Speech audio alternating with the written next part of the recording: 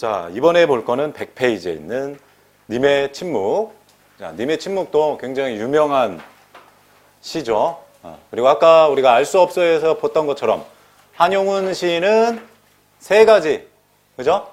세 가지 모습으로 나타나기 때문에 이 임에 대한 해석이 세 가지로 나타난다. 그걸 기억해 주시고, 그래서 여기 나와 있는 님은 그분이 독립운동가니까 그래서 조국이 될 수도 있고, 그 다음에 그분이 스님이시기 때문에 절대자에 대한 이야기일 수도 있고, 그리고 마지막으로 시인이시니까 사람인 거지, 그지? 그래서 사랑에 대한, 남녀 간의 사랑에 대한 이야기일 수도 있다라는 거.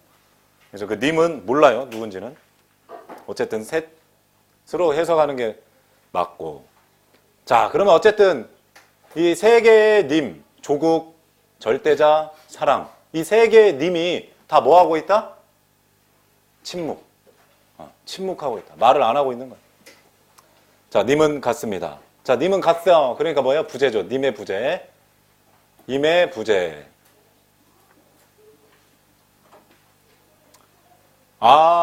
사랑하는 나의 님은 같습니다.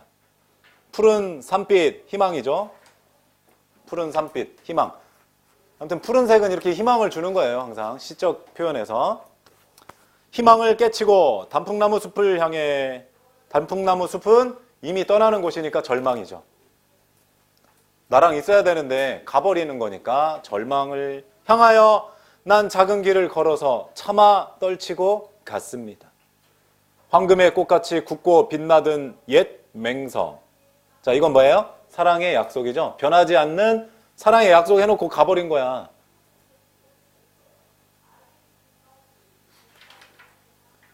사랑의 약속은 차디찬 티끌이 되어서 한숨의 미풍에 날아갔습니다. 아니, 그 영원한 약속이 그냥 쉽게 사라져버린 거죠. 그죠? 날카로운 첫 키스의 추억은, 자, 이건 뭐예요? 님에 대한 사랑을 깨달은 거죠. 님에 대한 사랑의 깨달음. 굉장히 날카롭다 표현하면서 굉장히 감각적인 표현을 쓴 거죠. 나의 운명의 지침을 돌려놓고 뒷걸음쳐서 사라졌습니다. 여기까지 임과의 뭐예요? 임과 나의 뭐?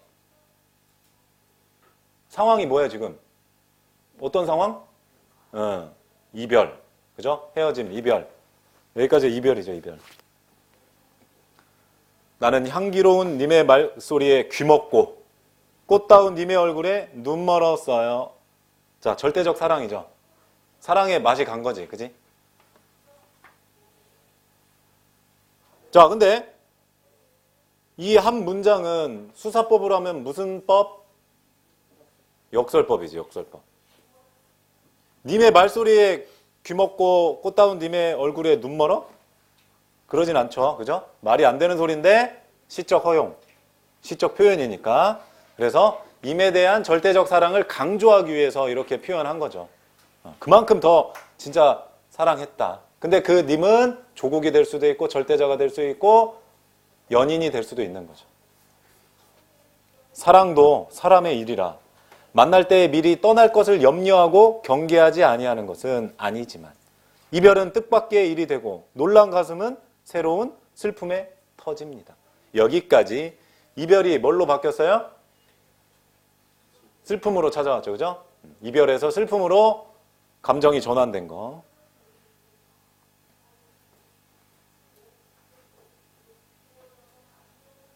그러나 그러나 갑자기 웬 접속사가 나왔네. 그러니까 뭐예요? 앞에서는 슬픔인데 그러나가 들어갔으니까 어떻게? 시상이 전환되는 거죠? 슬픔에서 이제 희망으로 전환이 되는 거예요. 이별을 쓸데없는 눈물의 원천을 만들고 마는 것은 스스로 사랑을 깨치는 것인 줄 아는 까닭에 걷잡을 수 없는 슬픔의 힘을 옮겨서 새 희망의 정수박이에 들어 부었습니다. 자, 슬픔이 희망으로 바뀐 거죠. 슬픔의 힘을 옮겨서 희망의 정수리에 들이부었다라는 거니까. 그러니까 슬픔을 초월하고 극복하는 거죠. 왜? 다시 돌아올 걸 믿으니까. 그죠? 그런 소망이 담겨 있는 거예요. 이 한용운 시인의 또 특징은 임은 항상 떠나, 자꾸 떠나, 사라져. 근데 그 님은 다시 뭐 하기를 기대해? 다시 돌아올 거를 믿는 거예요. 네. 아시겠죠? 그래서 굉장히 긍정적인 거죠. 우리는 만날 때 떠날 것을 염려하는 것과 같이 떠날 때 다시 만날 걸 믿습니다. 그러니까 다시 돌아올 걸 믿으니까 슬퍼하면 돼 계속? 그럴 필요가 없는 거죠. 희망을 갖고 있으면 되지. 어차피 돌아오시니까. 내 사랑하는 님이. 그죠?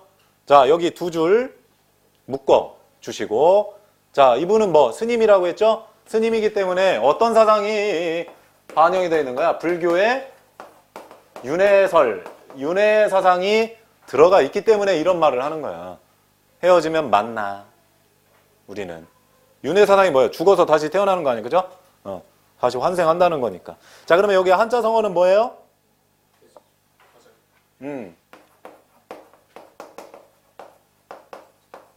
거자필반, 회자 정리가 둘 다 들어갈 수 있겠죠. 회자 정리, 거자필반.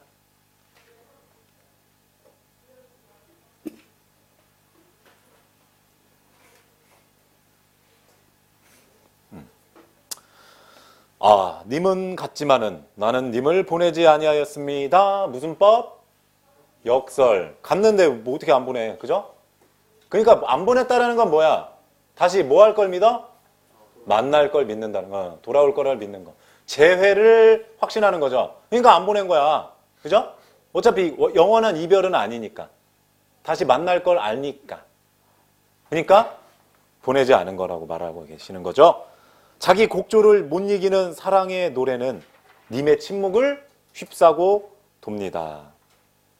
자, 님의 침묵을 휩싸고 돕니다. 자, 이미 침묵하고 있다라는 거죠. 근데도 사랑의 노래는 계속되고 있는 거예요.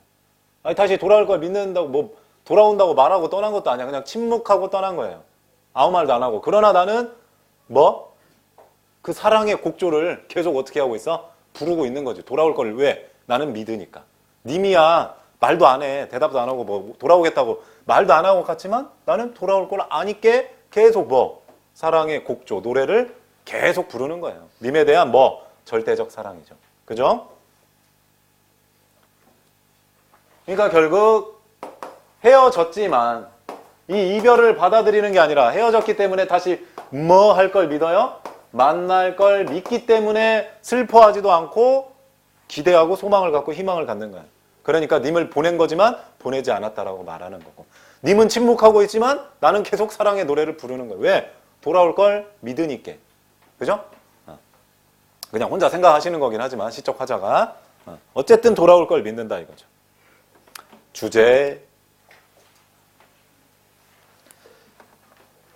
임에 대한 영원한 사랑. 임에 대한 영원한 사랑. 임에 대한 영원한 사랑. 자, 시상 전개는 어떤 식으로 흘러가냐면 첫 번째 뭐라고 했어요? 이별이라고 했죠? 그 이별이 그 다음에 뭘로 갔다? 슬픔으로 갔다. 그 다음에 그 슬픔이 갑자기 그러나가면서 뭘로 바뀌었다? 희망으로 바뀌었다. 그리고 마지막은 뭘로 갔어요? 만남으로 가는 거죠. 만남. 만날 걸 기대하는 거니까. 그래서 기승전결이 이렇게 전개가 되는 겁니다. 기, 이별. 승, 슬픔. 전, 희망. 결, 만남. 그죠? 그래서 이 시의 특징은 그런 것들이고, 역시나 한용운 시는 포커스가 그런 쪽에 막혀져 있기 때문에 시가 비슷하게 흐른다라는 거 기억해 주시고, 그 옆에 있는 나룻배와 행인도 마찬가지.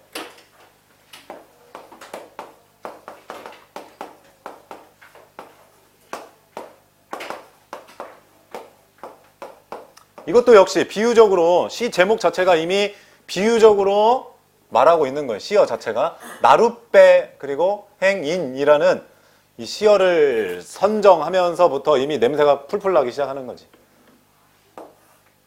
자, 나룻배는 누구야? 나죠, 나. 그리고 행인은 누구야? 님이죠, 님. 당신. 여기서는 당신으로 나와 있어. 당신.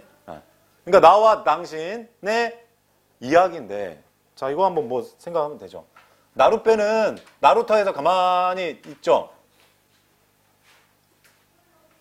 이렇게 이제 뭐 오늘날로 치면 항구지. 꼭 사극에 보면 뭐 배 떨치고 막 뭐 그런 사람 있잖아. 돛담배가 항상 이렇게 대기하고 있고, 꼭 사극에서는 저 포졸들이 꼭 쫓아오잖아요. 그죠?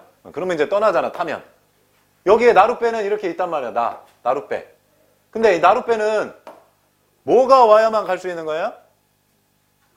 행인이 와야만, 손님이 와야만, 누군가 타야 가지. 뭐 돈도 안 되는데 혼자 갈 수 있어? 못 가지. 그러니까 주구장창 뭐 하고 있어야 돼? 기다리고 있어야 돼요. 누구를? 행인을 기다려야 돼. 행인은 손님을 말하는 거죠. 여기서는 당신이야. 그러니까 죽으나 사나 나는 나룻배로서 뭐? 당신이 오기까지 뭐 하겠다? 기다리겠다는 거예요. 여기서. 계속. 당신이 오면 태우면 나는 가면 되니까. 그죠? 인생의 목표가 그거야. 당신이 오기까지 기다렸다가 그 당신이 오면 태워서 옮겨드리는 거지. 뭔 말인지 이해되죠? 그래서 나룻배를 나라고 표현한 거고 그 행인을 당신으로 말한 거예요. 나는 그래서 나룻배로 당신이 오기까지 이 배, 나한테 올 때까지 나는 기다리겠다. 그래서 당신이 오시면 내가 옮겨드린다는 거. 가는 데까지. 그런 느낌. 자, 어쨌든 행인을 기다리는 존재고 행인은 자, 행인이라는 사람들은 배 타긴 타지만 죽으나 사나 배랑 있나? 가는 데까지 가면 어떻게 해요? 내려오잖아. 떠나잖아. 그죠? 그러니까 행인은 어때? 떠나버려. 나룻배는 기다림이지만 행인은 뭐예요? 떠나. 뭐 영원히 나룻배 타는 게 아니야. 그냥 건너가면 끝인데 뭐. 그죠?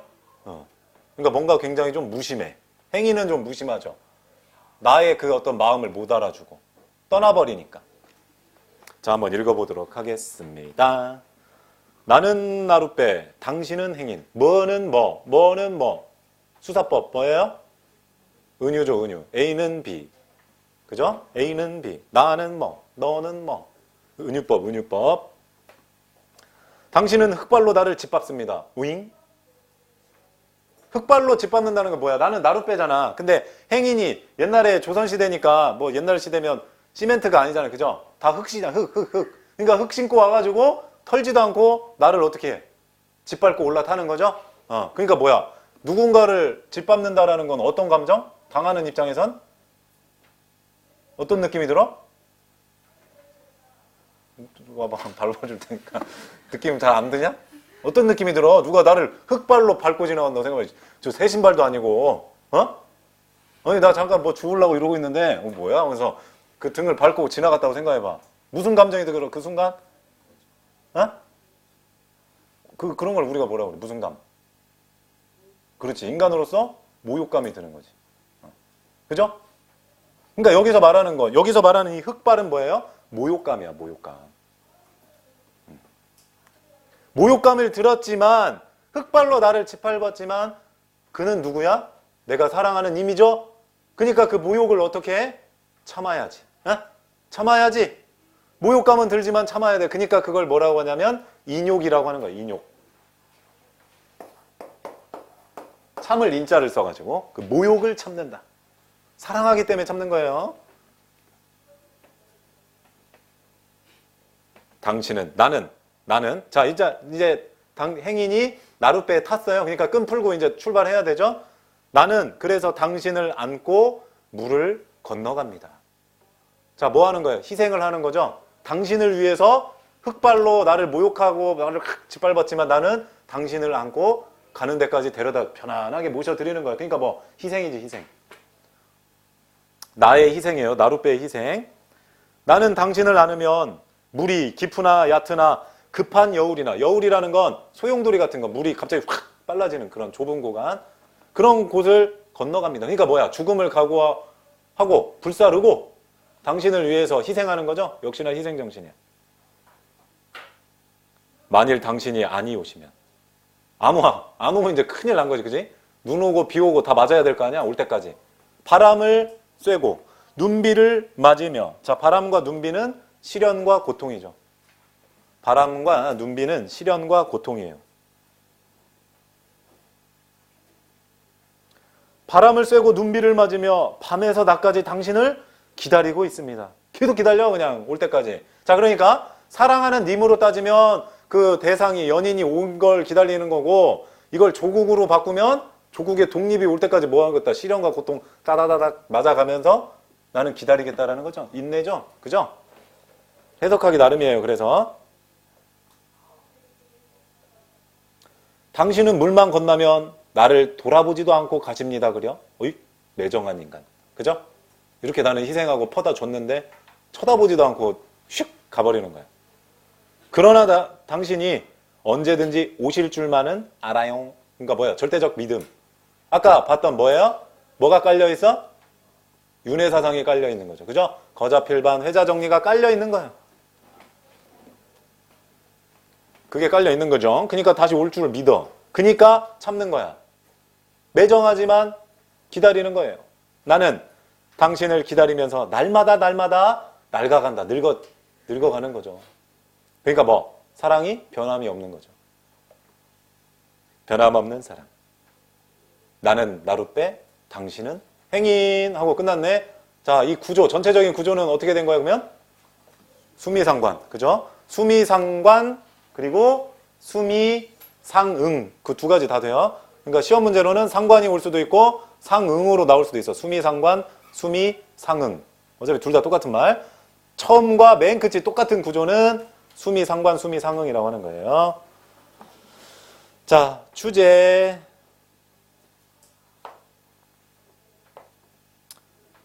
참된 사랑의 본질인 희생과 믿음. 참된 사랑의 본질인 희생과 믿음. 참된 사랑의 본질인 희생과 믿음. 자, 특징. 역시나 아까 님의 지목처럼 경어법 썼죠. 경어법. 높임법.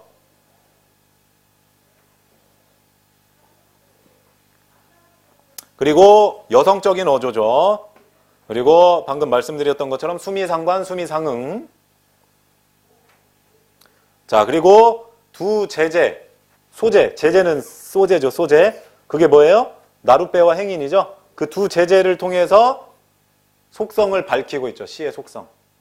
나룻배와 행인을 통해서 나와 당신의 어떤 속성을 밝히고 있는. 자, 그리고 어조는 어떤 어조로 말하는 거냐면 듣는 사람이 있어요, 없어요? 지금 없지. 그러면 뭐 하는 거야? 독백이지, 독백. 누군가 들어야 되는데 그냥 혼잣말 하고 있는 거예요, 지금. 오지도 않았는데. 자, 그래서 희생과 믿음이라는 게 사랑의 본질이라는 거야. 희생이 있어야 되고 그리고 떠난 님에 대해 다시 돌아올 거를 뭐 해라? 믿어야 된다. 그게 사랑의 본질이다. 이런 게 없으면 안 된다 이거죠. 그죠? 그걸 말하고 있는 거고, 자, 여기에서 말하는 것처럼 이 나와 당신을 이제 좀 비교를 좀 해봐야 되는데, 자, 나는 어떤 사람이냐면 희생하는 사람이죠. 그 희생은 어떤 문구에서 나와? 건너간, 물을 건너간다고 했죠? 안고서 건너간다고 했고, 그리고 또 뭐 하는 사람이야? 기다리는 사람이죠? 시어에서는 뭘로 나와서 낡아간다고 했지, 그죠?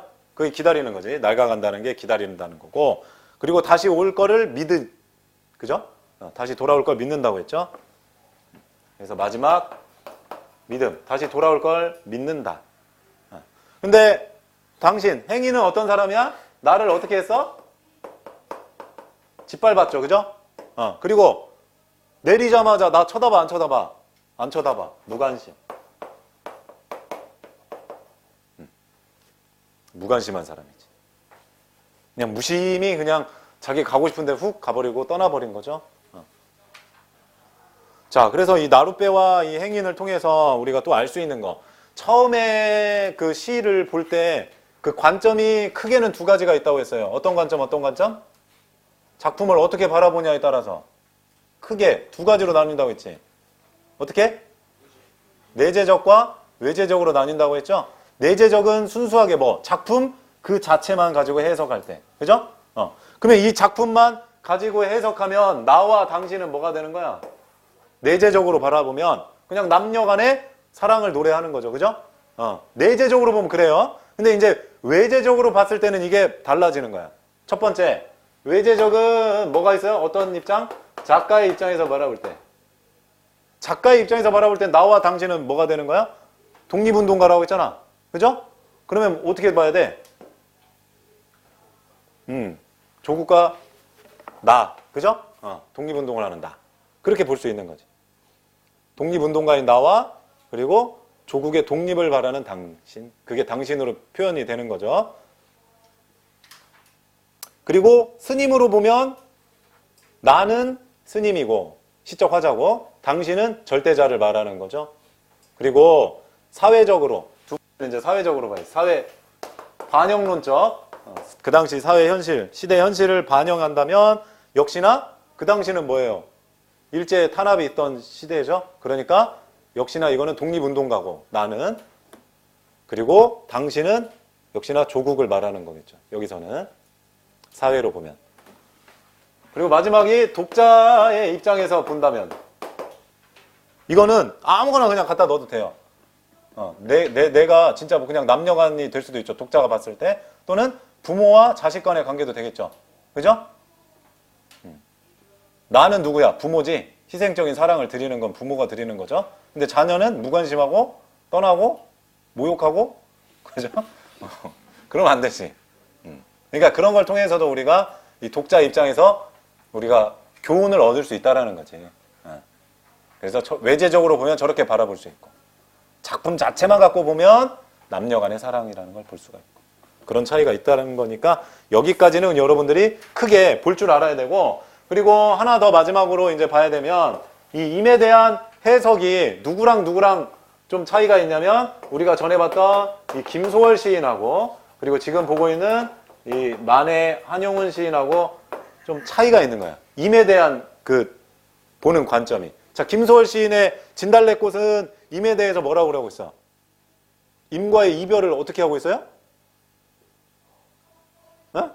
죽어도 아니 눈물을 흘리겠습니다. 그죠? 뭐 하다가 그냥 끝나? 님과의 이별에 대해서 뭐 하다가 그냥 끝나? 혼자? 그냥 혼자 슬퍼하다가 끝나버려. 그죠? 좀 비관적으로 끝나버린다고. 그냥 슬퍼하다가 끝나니까. 그러나 한용운 시인은 님에 대한 바라보는 관점이 어때요? 뭘로 바뀌어? 슬픔이 어떤 소망으로 바뀌잖아. 다시 돌아올 거라는 소망으로 끝나요. 그래서 시 자체가 좀 더 긍정적이에요. 이 김소월 시인이 시보다 더 한용운 씨의 시는 긍정적이고 희망을 메시지가 품고 있는 거예요. 마지막은 항상.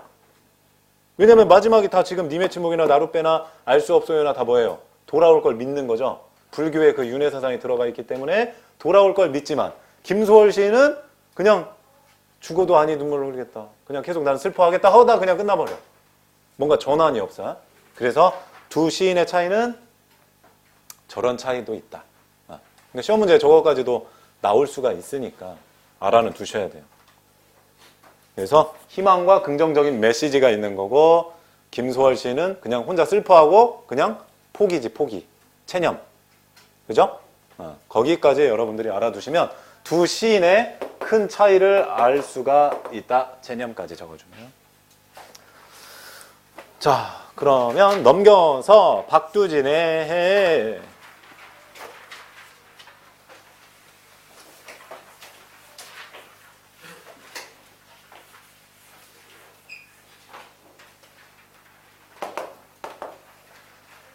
자, 99년도 군무원 시험에 나왔던 해 보도록 하겠습니다. 자, 이분도 역시 일제시대에 이게 쓰여진 시라고 보시면 돼요. 자, 해야 솟아라. 해는 뭐예요? 뭔가 밝음, 긍정, 희망 이런 걸 주는 대상이죠. 빛을 주니까 기쁨을 주는 거죠. 그러니까 여기서 말하는 해는 광복의 기쁨을 말하는 거예요. 여기서 말하는 해는 광복의 기쁨 또는 어떤 화합을 말하는 거. 화합, 공존, 화합. 광복이요, 화합이요, 공존을 의미하는 거. 같이 살아야 되니까. 해야 솟아라, 해야 솟아라. 말갛게 씻은 얼굴. 자, 뭐 하는 거야? 깨끗해지는 거죠? 정화, 정화. 고운 해야 솟아라. 산 넘어, 산 넘어서. 산이라는 건 뭐야? 뭔가 가로막는 거죠? 그러니까 역경이야. 여기서 말하는 산은 역경. 산 넘어, 산 넘어서 어둠을 살라먹고. 어둠이라는 건 그 당시에 어둠은 뭐예요? 절망적인 현실이고 부정적인 현실인데 구체적 대상은 누구야? 일제죠, 일제. 그 일제를 그 부정적인 현실을 어떻게? 살라 먹어버리라고. 누가? 해가. 해는 뭐예요? 광복이라고 했죠? 그러니까 일제의 그 어두움을 해가 집어 삼켜버리라고. 왜? 어둠은 뭐가 오면 사라져요? 빛이 오면 사라지거든. 그래서 여기서 말하는 살라먹고라는 건 불태워버리다 그런 뜻이에요. 불태워버리다. 살라먹고라는 건 불태워버리다. 산 넘어서 밤새도록 어둠을 살라먹고. 그러니까 역경을 뛰어넘어서 그 부정적인 현실을 다 불태워버려라. 이글이글 앳된 얼굴 고운해야 솟아라. 이글이글은 이제 의태어죠, 의태어. 달밤이 시려. 달밤이라는 건 뭐예요? 역시나 일제지, 일제. 그죠? 절망과 고통이야. 그럼 달밤과 반대가 되는 시어는 뭐예요? 여기서는 해지, 해. 해와 달밤이 반대가 되는 거죠. 달밤이 시려 눈물 같은 골짜기. 역시나 절망이야, 절망. 눈물 같은 골짜기, 절망. 절망에 달밤이 시려. 아무도 없는 뜰에 달밤이 나는 시려. 그러니까 뭐 부정적 현실에 대한 거부감이죠. 부정적 현실에 대한 거부감.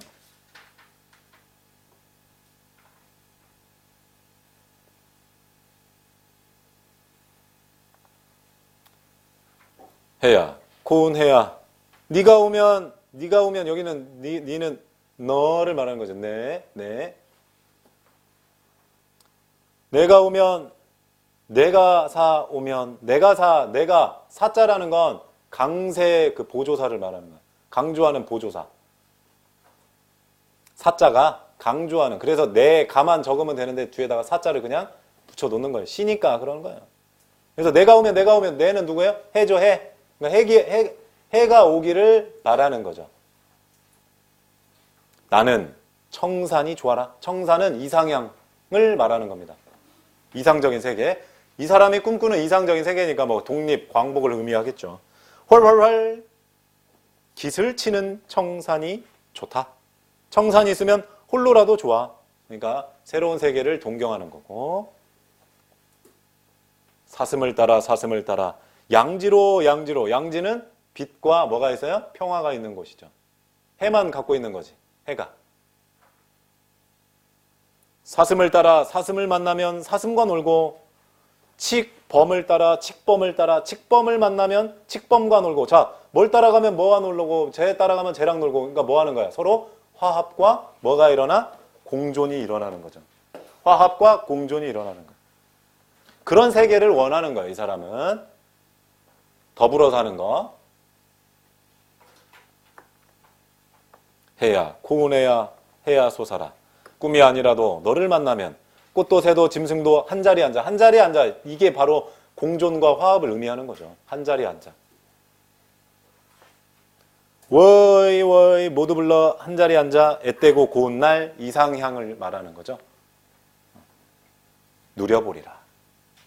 자, 그러니까 독립해서 우리가 다 같이 한 민족 안에서 같이 더불어 살기를 희망하는 거죠. 그런 메시지가 담겨 있는 거죠. 주제, 화합, 공존의 세계, 갈망. 화합과 공존의 세계, 갈망. 자, 이 시의 특징 첫 번째. 어조가 어떤 어조냐면 좀 명령형이에요. 명령형. 왜? 솟아라. 그죠? 명령형이야. 명령형. 자, 그 다음에 두 번째. 솟아라. 반복과 열거죠. 이는 리듬감을 형성해서 주제를 강조하기 위해서 하는 거고. 그리고 세 번째. 대조가 돼 있죠. 대조. 뭐와 뭐? 해와 달밤, 어둠 이런 것들이 다 대조적이죠. 대조적. 자, 그리고 의성어와 의태어가 쓰여 있죠. 의성어와 의태어가 쓰였다는 건 뭐야? 생동감, 살아있는 것처럼 표현하려고 생동감을 주기 위해서 한 거고. 자, 그리고 음보가 사음보입니다. 사음보. 해야 솟아라 하나, 해야 솟아라 둘, 맑게 씻은 고운 얼굴 해야 솟아라 셋, 산 넘어 넷. 이렇게 해서 사음보. 큰 단락이 넷 이런 거예요. 넷. 자, 여기까지만 아셔도 해는 여러분들이 이렇게 어려운 건 아니니까 잘 이해하실 수 있을 거예요. 자, 그러면 그 다음에 눈물로 넘어가도록 하겠습니다.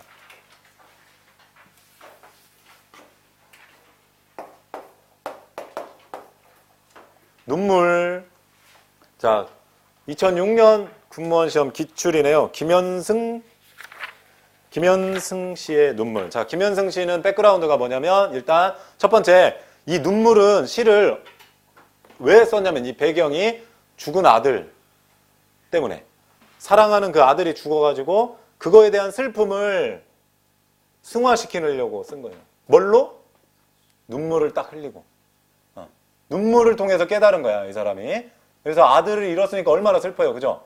미치도록 진짜 이 세상 다 줘도 못 갖는 게 자식인데 그 자녀를 잃어버렸으니까 죽었으니까 얘가 얼마나 진짜 그 유리창 우리 봤던 것처럼 얼마나 보고 싶겠어. 근데 그 슬픔을 계속 평생 그 슬픔만 간직하고 살 수는 없잖아요, 그죠?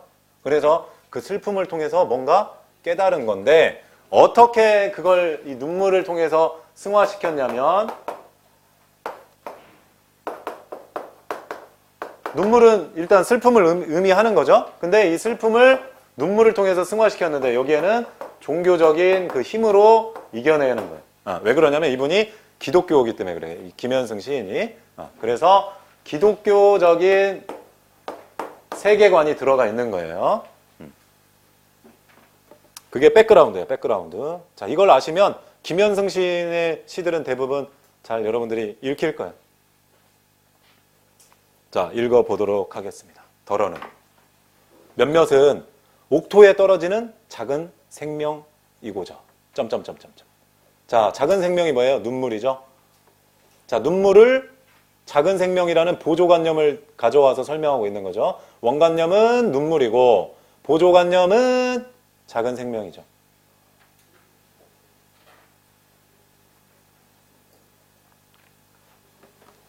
흠도 티도 금가지 않은 나의 전체는 오직 이뿐. 이뿐은 눈물이죠.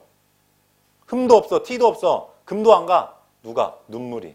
자, 그래서 여기까지 세 개 묶어주셔서 세 줄 묶어주셔서 가장 순수하고 완전한 상태. 가장 순수하고 완전한 상태가 바로 어떤 거? 눈물.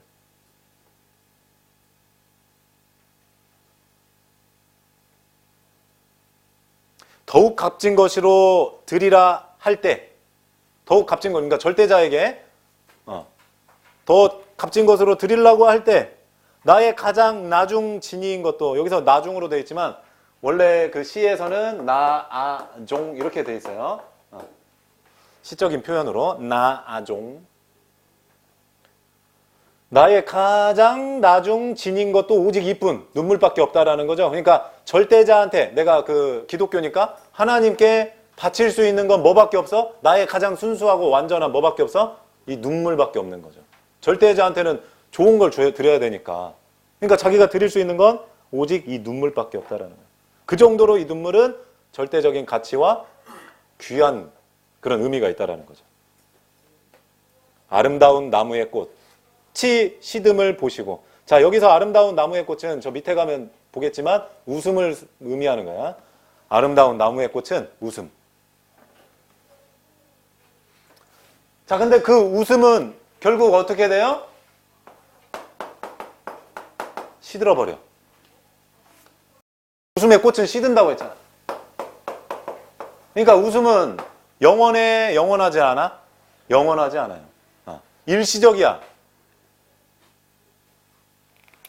자, 이 웃음은 꽃으로 표현이 되어 있고 이 꽃의 속성은 뭐야? 일시적이죠. 그리고 영원하지가 않은 거지.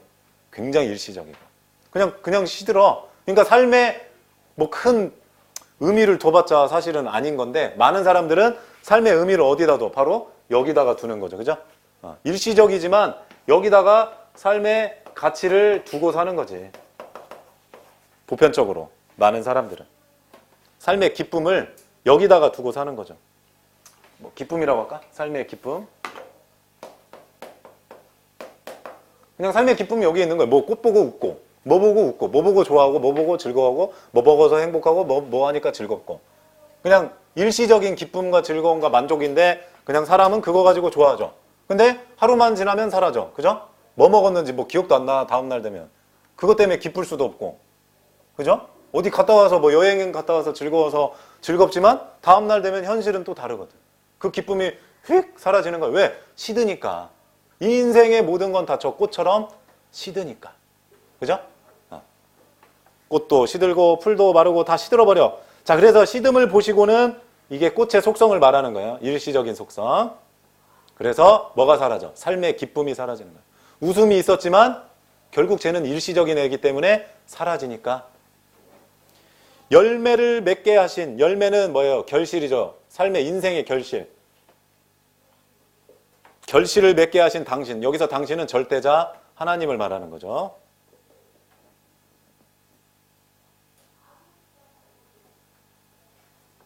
나의 웃음을 만드신 후에. 여기서 말하는 웃음은 일시적인 거. 그리고 굉장히 외면적인 거죠.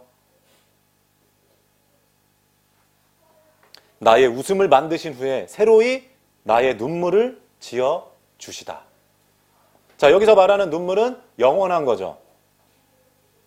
그리고 내면적인 속성을 갖고 있는 거죠. 영원하고 내면적인 속성을 갖고 있는 거죠. 자, 그래서 웃음은 꽃으로 표현하고 있고 눈물은 열매로 말하고 있죠. 열매. 그래서 열매를 통해서 결실을 얻는 거고 인생의 가치. 그 다음에 뭘 알아요? 인생의 참된 의미를 뭐하라? 깨달아라.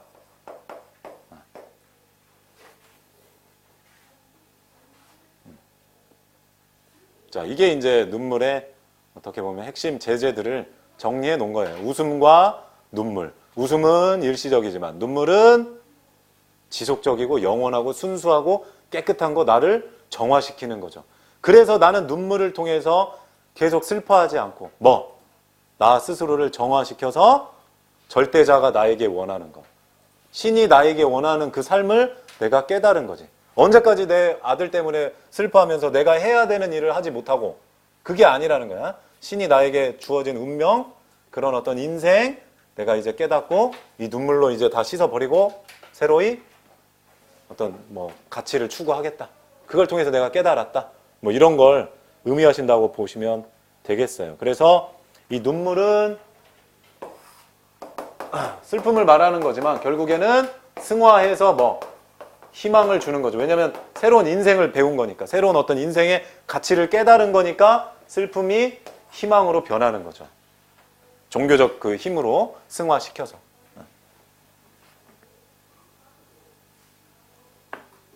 자, 그래서 주제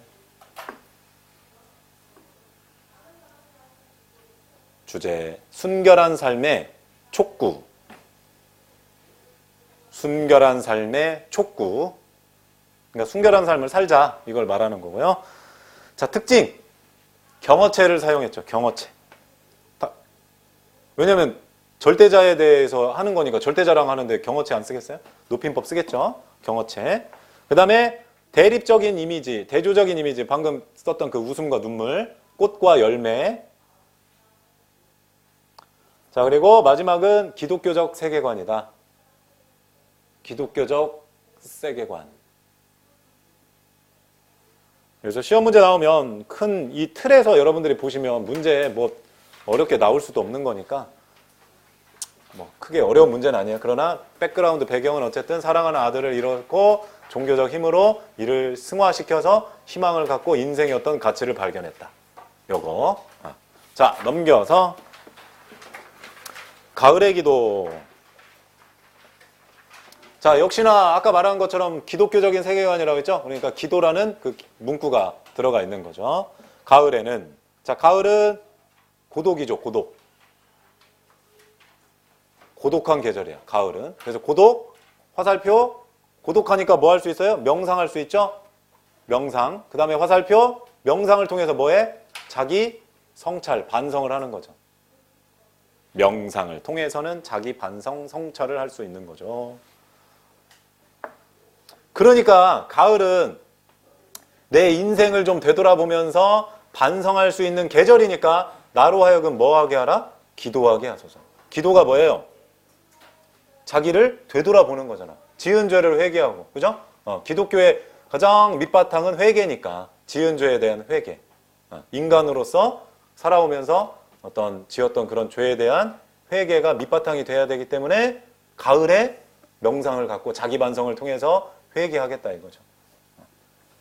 낙엽들이 지는 때, 가을이죠. 기다려 내게 주신 겸허한 모국어. 겸허한 모국어라는 건 진실된 기도를 말하는 거예요. 나를 채우소서. 가을에는 사랑하게 하소서. 사랑이라는 건 이제 절대자에 대한 사랑이죠. 그러니까 죄를 회개하고 이제 절대자를 내가 사랑할 수만 있게 만들어 달라. 오직 한 사람, 절대자 택하게 하소서. 가장 아름다운 열매, 뭔가 깨달은 거죠. 인생의 깨달음을 위하여 이 비옥한 시간을 가꾸게 하소서. 이 비옥한 시간, 인생이죠. 우리의 인생. 그러니까 내가 이 땅에 살면서 다른 어떤 욕심을 추구하고 내 마음대로 살고 그냥 허무하게 살다가 그냥 휙 죽어가지고 그 절대자를 슬프게 하는 게 아니라 내가 이 땅에 살면서 절대자의 그 나에게 원하는 것, 인간에게 원하는 어떤 그런 인생, 그걸 내가 살겠다라는 거죠. 그래서 내가 자기 반성, 회개를 통해서 절대자를 기쁘게 해드리고 싶다. 그게 이제 이 사람의 그 원하는 거죠. 그죠? 그래서 이 시간을 가꾸게 하소서. 가을에는 홀로 있게 하소서. 고독이죠. 홀로. 나의 영혼 굽이치는 바다. 자, 굽이치는 바다라는 게 우리의 인생의 욕심을 말하는 거예요. 살다 보면 내 마음대로 하고 싶은 게 너무 많잖아. 또 내가 눈으로 보고 귀로 듣고, 사람은 이게 약하거든. 눈과 귀가 사람은 약하다 보니까 휙휙 눈 돌아가고 뭐 하다가도 휙휙 뭐 들리고 좋은 거 있으면 휙휙 마음이 가잖아. 그러니까 욕심에 사람은 약해서 이끌리고 한단 말이에요. 그걸 말하는 거죠. 그래서 백합의 골짜기, 백합의 골짜기는 인간의 어떤 명예, 행복, 이걸 말하는 거야. 진화. 그러니까 이런 걸 이제 지나가겠다는 욕심이나 어떤 명예, 성공, 출세, 행복. 그러니까 인간이 추구하는, 절대자가 원하지 않는 인간만이 추구하는 그런 것들을 내가 훅 지나서 마른 나뭇가지 위에, 마른 나뭇가지 위는 그런 욕심이 없고 절대자를 향한 그 어떤 최고의 경지를 말하는 거죠. 인간이 갈 수 있는 최고의 경지를 말하는 거고, 거기에서 있는 뭐 까마귀 같이. 까마귀는 절대 고독을 상징하는 거야. 혼자 거기에 있으니까 까마귀가. 자, 그래서 주제 진실된 삶을 위한 진실된 삶을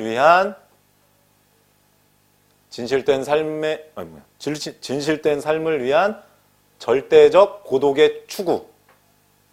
절대 고독의 추구. 그러니까 절대 고독의 시간이 필요하다라는 거죠. 자기를 되돌아보고 반성하고 회개할 수 있는 시간이 필요하기 때문에, 그래야만 절대자가 원하는 진실함으로 내가 나아갈 수 있으니까. 뭐처럼? 까마귀 같이.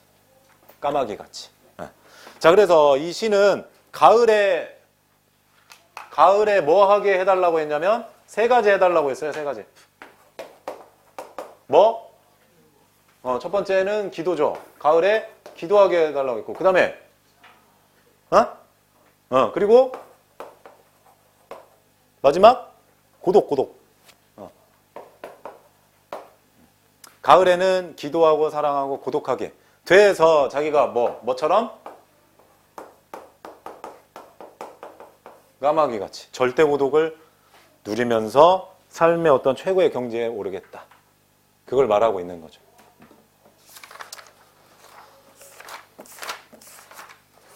자, 그래서 오늘 여기까지 한 이 시들을 여러분들이 잘 기억을 해 주셔야 되고, 그리고 그냥 그거 줘봐. 암기표.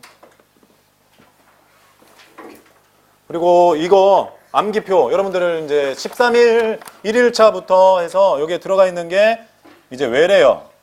오른쪽에는 뭐 표준어, 맞춤법, 그리고 아래쪽에 한자 성어, 그 밑에는 표준 발음법이에요. 그러니까 그 책에 있는 내용이나 책에 없는 내용도 있어요. 그래서 그런 부분까지는 대부분 다 집어넣긴 뒀는데, 그렇다고 해서 뭐 이것만 보면 되냐? 그건 또 아니에요. 그러니까 여기에 없는 부분도 여러분들이 알고는 있어야 되지만, 기본적으로 우리가 알고 외워야 되는 건 여기다가 좀 정리를 했다고 보시면 돼. 그래서 오타가 뭐 있지는 않을 거예요. 제가 계속 보긴 봤으니까. 그래서 여러분들이 좀 더 간편하게 책 계속 들고 다니기 힘드니까. 그래서 외울 수 있는 건 이것만 보면서도 자꾸 반복을 하란 말이에요. 그래서 너무 무리는 하지 마시고 자기가 할 수 있는 만큼만 하되, 예를 들어서 1일차 암기면 하루에 정해서 여기 하루는 해야 돼. 이것도 못하고 뭐 반만 하시면 안 되고, 하루에 할 수 있는 양은 무조건 해야 돼요. 무조건 끝내야 돼. 이 시간 없진 않잖아. 우리 이 종달새 같은, 그죠? 노고지리 같은 인생이기 때문에 자유가 많잖아. 그러니까 충분히 이 정도는 1일차 암기 하실 수 있죠. 또 된 사람들이 있으니까. 됐으면 다음 날 이거 넘어가고, 그 다음 날 넘어가고. 그러니까 13일이지만 한 달로 치면 이거 한 달에 몇 번 보는 거야? 처음부터 끝까지 2번 보는 거죠? 근데 2월은 그렇게 간다 쳐도 3월에 되면 눈에 익어. 그러면 하루에 볼 걸 한 장이 아니라 몇 장을 봐요? 앞뒤를 다 볼 수 있다라는 거예요. 그때는. 그럼 2배속 되는 거예요. 그럼 3월에 2배속 4번 봐. 그러면 4월에는 이미 또 눈에 익으니까 한 장만 보는 게 아니라 그때는 하루에 4일차까지 나갈 수 있는 거지. 왜냐면 내가 모르는 것만 체크하고 넘어가면 되니까. 그죠? 그러면 8배속이 되는 거예요. 그러니까 자꾸 넘어가서 결국 시험 전까지 이거 50번 이상은 볼 수 있는 거예요. 결국에는. 이론적으로. 이론적으로. 아시겠죠? 그래서 그 정도만 여러분들이 해주시고, 또 여기 없는 부분 좀 본인이 본 거 있으면 좀 체크해서 같이 보셔도 되고. 그래서 이 정도만 하셔도 충분하고, 뒤에 보면 또 이렇게 복수 표준화 정리해 놓은 게 있으니까 거기 또 꼭 보시고, 그리고 최근에 개정되고 수정된 것들이 있어요. 그래서 그 부분들도 여기다가 집어넣었어요. 막 미망인 같은 거 제가 가끔씩 설명드렸던 거.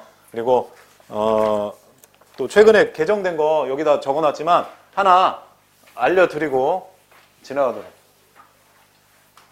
자, 전에까지는 제가 언어 예절 설명드렸을 때 이 시따, 뭐 나뿐만이 아니죠. 이거는 뭐 국어 국립원에서 그렇게 정했기 때문에. 시따는 사람은 시따가 안 됐죠. 그죠?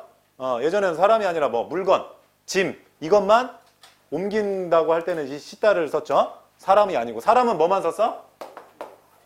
사람은 태우다만 가능했었죠. 그죠? 근데 이게 변형이 됐어요. 이게 바뀌었어요. 개정이 돼가지고 뭐가 됐다? 사람도 이제 둘 다 쓸 수가 있게 됐어요. 2017년부터. 그래서 사람은 시따도 이제 되는 거예요. 시따도. 그리고 태우다는 역시나 되고. 그래서 사람 들어갔다고 해서 시따가 이상한데? 그러면 안 돼. 이제는. 실제 기출문제 예전 뭐 12년, 14년, 15년에도 이런 시험 문제가 많이 나왔는데, 그때는 사람이 들어가고 시따가 들어갔으면 틀렸죠. 근데 이제 앞으로는 맞게 되는 거예요. 시험 문제 나오면. 개정이 됐기 때문에. 아시겠죠? 그래서 그거 하나 기억해 주시면 되고, 그리고 뭐 또 보시면 이렇게 정리로 해놨으니까 뭐 보시면 그냥 뭐 어렵지 않게 아실 거예요. 그래서 꼭 봐주시고, 그리고 외래어도 한두 가지 몇 개 더 추가를 해놨는데, 자, 이거 읽을 때 사람 몸, 육체 이걸 말하는 건데, 외래어 읽을 때 어떻게 읽어야 된다고요? 바디가 아니라고 했죠? 그러니까 보디라고 했어요. 그래서 보디빌딩. 우리 샤워할 때 바르는 거 뭐? 샤워할 때 바르는 건가? 뭐 아무튼 보디로션, 보디 샤워. 그죠? 워시. 그런 말을 써줘야 되는 거고, 그 다음에 우리가 말로 하는 거 말고, 이거 뭐라고 해? 영어가 안 되면 외국 가서 뭐 해? 그때 바디랭귀지라고 하잖아요. 그죠? 근데 그것도 역시나 똑같은 거야. 뒤에 랭귀지는 귀지. 어차피 귀지, 랭귀지로 가는 건데, 앞에가 보디라고 분명히 배웠는데 그걸 또 바디랭귀지라고 하면 안 된다고. 무슨 말인지 알겠어요? 이 랭귀지지 또 기지는 아니고. 오케이? 여기까지 여러분들이 기억을 해줘야 된다.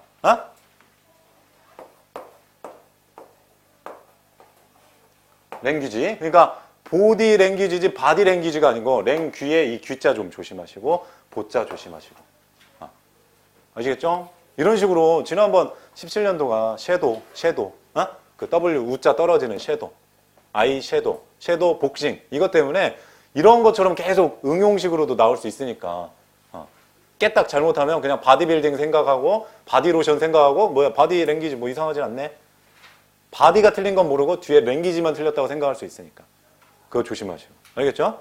좀 생소한 단어니까 여기까지는 여러분들이 좀 조심해서 보시면 되고, 나머지들은 좀 쭉 보시면서 자기 머릿속에 제일 좋은 건 그냥 자기 머릿속에 이거 집어넣으면 돼. 알겠죠? 안 들어가시는 분은 오세요. 제가 넣어 드릴 테니까. 이거는 반복적으로 자기가 혼자 해도 되지만 뭔가 이렇게 분위기와 이 휩쓸려서 가면 또 잘 알거든. 사람이라는 게 테스트 형식으로 하면 금방금방 외워져요. 사실 집에서 하면 뭐 하다가 외우다가 카톡 보고 외우다가 핸드폰 뉴스 보고 외우다가 뭐 자고 뭐 사러 가고 뭐 먹고 흐름이 끊기잖아. 그죠? 그래서 할 수 있는 건 여러분들이 꼭 이거는 꼭 하셔야 돼. 그래서 한 달에 뭐 시간이 많지가 않아서 제가 한 달에 그래도 두세 번씩은 테스트 같은 걸 해서 그때 점검을 할 테니까 그때 점검 좀 받고 싶으신 분들은 오세요. 알겠죠? 정비소야, 정비소. 정비해 드릴 테니까. 안 외워지면 그냥 종이 집어넣으면 돼. 그죠? 제일 간편하죠. 그냥 머릿속에 넣어버리면 되지. 수술해야지 뭐, 수술. 그죠? 그래서 그런 식으로 해서 진행해 주시면 되니까 이거 잊어먹지 마시고 다시는 안 줍니다. 알겠어요? 다시는 안 줘. 꼭 기억해 주시고 인강 듣는 학생들도 첨부 파일로는 올려드리니까 이거를 본인들이 꼭 보시고 이거 핸드폰에 집어넣어도 되겠죠. 그죠? 여러분들도 꼭 인강도 확인해야 돼. 그래서 인강으로도 그 첨부 파일 있으면 핸드폰 같은데 담아서 놓고 다녀도 좋잖아. 종이로 해도 좋지만 핸드폰 담아서 좋지. 그죠? 이렇게 보면서 오케이? 그래서 그런 식으로 활용을 잘 해주셔서 시험에 어쨌든 여기에서 최소 6문제에서 많이 나오면 8문제는 여기서 나오는 거예요. 10문제까지. 여기서. 여기 없는 게 이제 뭐 띄어쓰기, 로마자 그런 것만 빠져있죠. 지금 어문규정, 표준어 그쪽 파트에서는. 그러니까 여기에서 6에서 8문제는 나오는 거예요. 그러니까 이거 무시하지 말고 꼼꼼히 하셔야 된다. 어쨌든 30점짜리예요. 이만큼이 30점. 큰 틀을 차지하는 거니까 꼭 좀 해주시고. 그래서 오늘은 좀 숨가쁘게 좀 달려왔고 오늘을 일단 마치고